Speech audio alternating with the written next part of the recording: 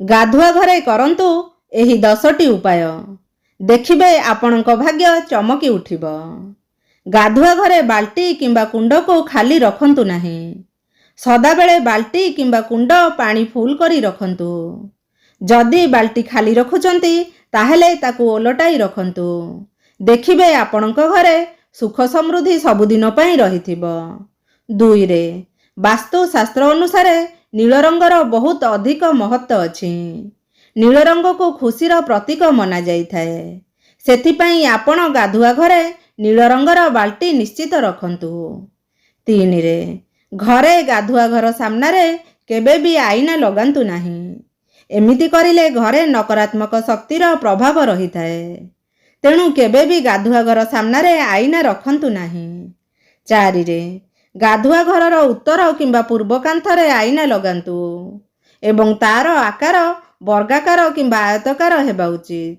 केबे भी गोलाकार कि अंडाकार आईना वास्तु अनुसार शुभ नुहे। 5 रे गाधुआ घरर कबाट को सबुबेले बंद करी रखिबा उचित।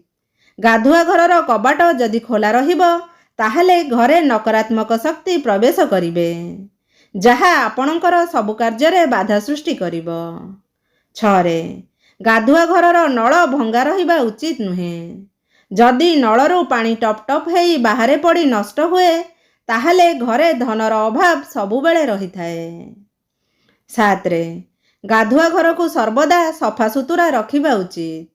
एहार प्रभाव आपणकर आर्थिक स्थिति उपरे पड़ी थाए एवं आपणक स्वास्थ्य भल रही थाए। 8 रे गाधुआ घरे इलेक्ट्रिक रो जे कोनोसी जिनिस जेमिति कि स्विच बोर्ड गीजर आदि दक्षिण पूर्व दिगरे लगांतु। 9 रे गाधुआ घरे सदाबेले हल्का रंगर टाइल लगांतु एवं गाधुआ घरे मध्य हल्का रंग लगेइबा उचित। एमिति कले आपणक मन सबुबेले प्रफुल्ल रही थाए। 10 रे गाधुआ घरे झरका रहिबा अत्यंत जरूरी अटे, जा द्वारा नकारात्मक शक्ति आपणक घरु चली जाती। झरका पूर्व उत्तर किंबा पश्चिम दिग आड़को खोलिबा उचित। भिडियोटी जदि आपण माननकु भल लागिछि कमेंट माध्यम रे निश्चित जणाइबे। भिडियोटी को लाइक करिवे, चैनल को सब्सक्राइब करिवे। जय जगन्नाथ।